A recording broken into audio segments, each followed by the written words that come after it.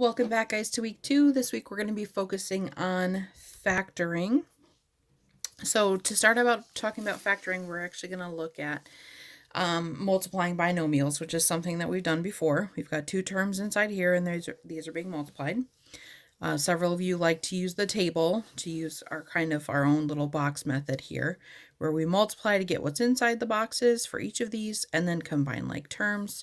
So for this one, I'd have x squared plus 10x plus 21, like that. And then if I was to look at something like this one, I could use, it's asking us to use the table, which is like this, but some of you prefer the FOIL method. So 2x squared plus 8x plus 1x plus 4, and combine the like terms. So 2x squared plus 9x plus 4. That's just a little recap of,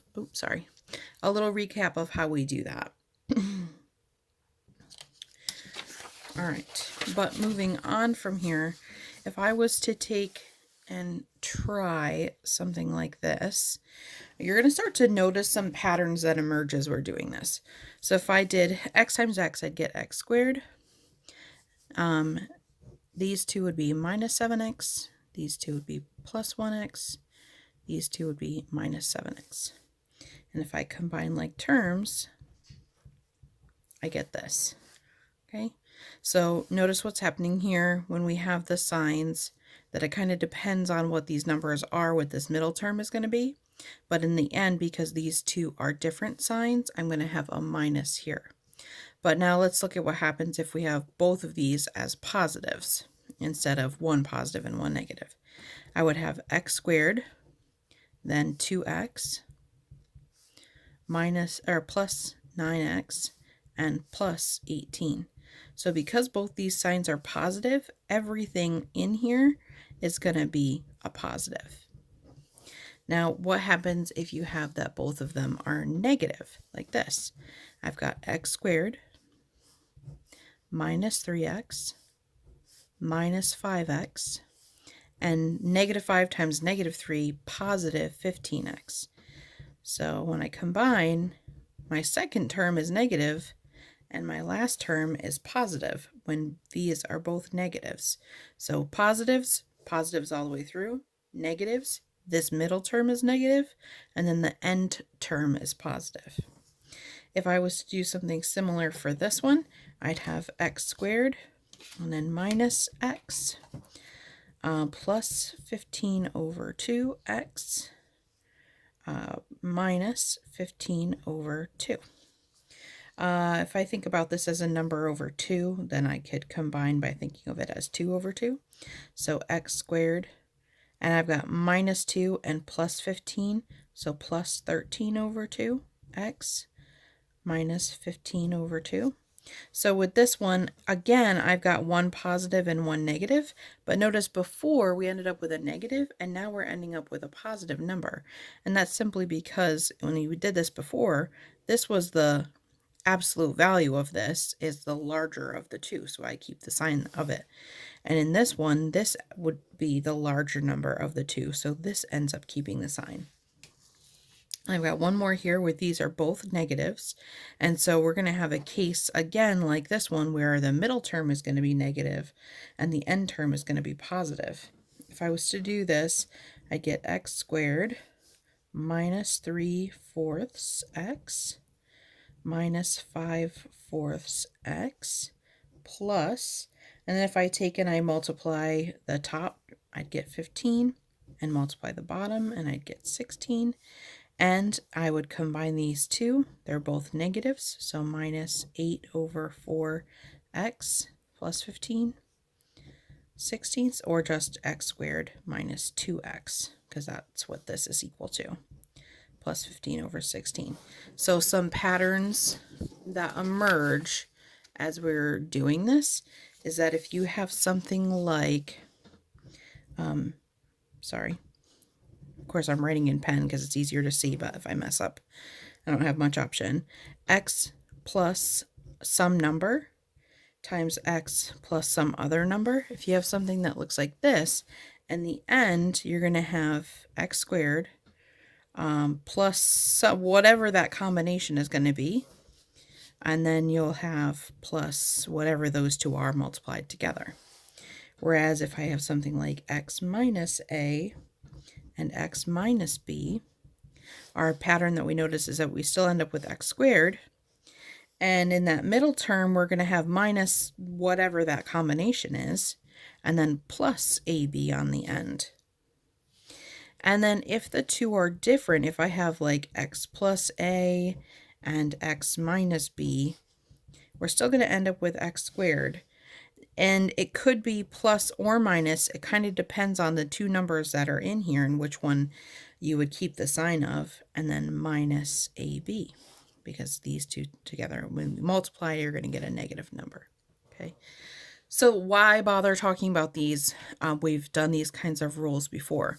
The reason is because we're going to start taking a look at something that's kind of like reverse FOIL, and it's called factoring.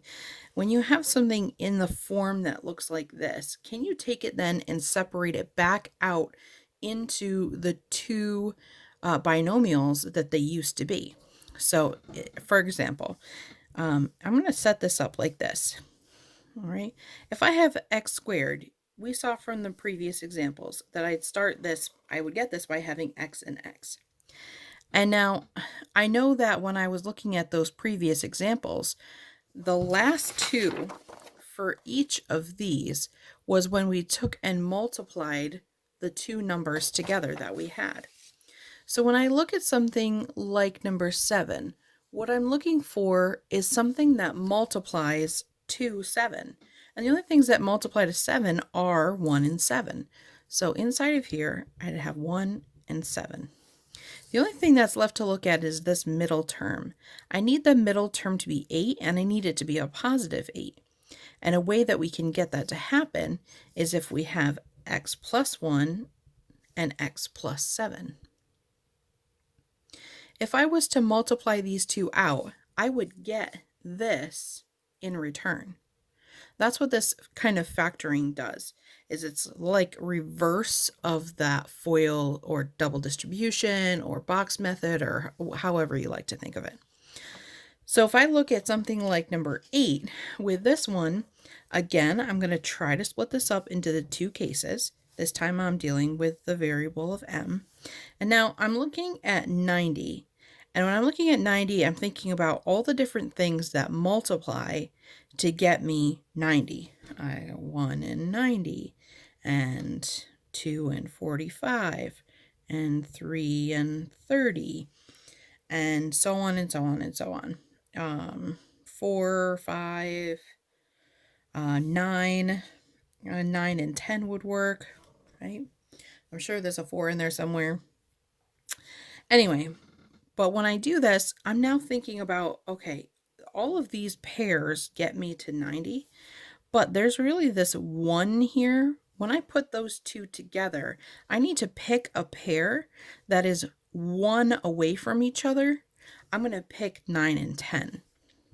Because if I pick 9 and 10, when I multiply these two, I would get 90. And if my 10, notice here I had a positive and a negative. That means one of these is going to be positive and one of them is going to be negative. That was the only case back here when one was positive and one was negative that I ended up with a negative as an answer. So when I look at something like this, I need to get a positive 1. That means that this one must be the positive 1, and this one must be the negative 1, because I end up with a positive 10 and a negative 9 in those middle two terms that when I put them together get me a positive 1. So if I do the same practice with this one, I'd have k and k like this, and I'm thinking about those 40. I'm thinking about that 40. So 1 and 40, 2 and 20, 3 wouldn't work, 4 and 10, 5, excuse me, 5 and 8. And now I'm looking for the pair that gets me to 13. And I have a negative here and a positive here. So when I look at that, The way that we got that to happen is if I had minus a number and minus a number. So I know that when I look at these, I'm going to look for, if they're both negative, will they add to a negative 13? And yeah, that actually does happen for 5 and 8. If I had k minus 5 and k minus 8, when I was to multiply those back out, I would end up with this thing. Last one, number 10. Now, 100. I could go through the list and list out all the things that are 100, but I'm noticing right away that this is 99. The only thing that's going to have that difference is if I use 1 in 100. So I'm not going to bother listing those all out because that would take a long time. But again, I have a setup here that has a negative in the end. So I'm going to have a plus minus situation. And if I needed to get plus 99, then I'd better have a positive 100 and a negative 1. Now, I know this isn't very many examples, so I'm going to bring over another sheet really quick so you guys can see a few more of these before you move on and try some of these on your own for homework, because this takes a little bit of practice. So in number 1, I'm looking for splitting this up into m and m. And I would have 1 and 6 and 2 and 3 that multiply to 6. I need these to be negative 5 when I'm done. So if this was negative 5, then how could you make this happen where they would multiply and get a positive number, but add together and be a negative number? So how would that work? Well, let's see. Could you use 1 and 6? Well, if you used 1 and 6, it would have to be a negative 6 and a positive 1. But if I multiplied those two, I would have to get a negative 6, and this one's positive, so this one is actually out. If I was to take these two and multiply, I could get a negative 5 if this was negative 2 and negative 3. And when I multiply those two, do I get a positive 6? Yeah, so that actually does work. M minus 2 and M minus 3. 54. Let's see. Some things that multiply to 54. 1 and 54. 2 and, let's see, 27. 3 and then as you guys are doing these, you guys can like just go through the pairs and write them out like I am. And just keep going until you find the ones that work for you. And actually, I'm looking at this and I'm thinking, oh, is this going to work? But these are all positives, so no, that's not going to work. So then I keep going. 54 divided by 4, that's not going to work. 54 divided by 6, that's 6 and 9. Oh, hey, if these are both positive, this one makes this work. So I'd have k plus 6 and k plus 9. All right, and I keep going. 18, 1 and 18, 2 and 9, 3 and 6. Any of these work? Yeah, these two work. These two would get me to a positive 11. P plus 2 and P plus 9. I'm actually going to skip number 4 because it doesn't factor the way that we're working on right now. It actually is a different way. So I'm going to go to number 5. 10. 1 and 10. 2 and 5. I'm looking for 3 apart, so I'm going to use 2 and 5. So I have 2 and 5. And how do I get this to be a negative 3? Well, if this is a negative 5 and a positive 2, then this works. I should mention here that it doesn't matter if you wrote this thing first or and had this one back here or the way that I have them. Either way, you're multiplying, and because we're multiplying, commutative property works here. So you don't have to write them in a particular order. As long as you keep the signs correct, you're good. 6 and 8 are also not factorable in the way that we're thinking about, so I'm going to skip those. 32, let's see, 1 and 32, 2 and 16. 3 would not work. 4 times 8 is 32. Which ones are going to get me to a 12? Well, these two look like they should get me to a 12.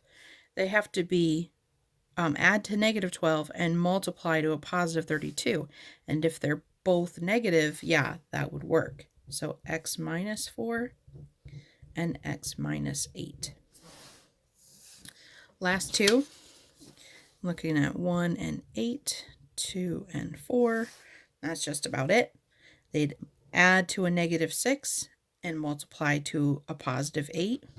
So again, if these are both negative, that will work. So s minus 2 and s minus 4.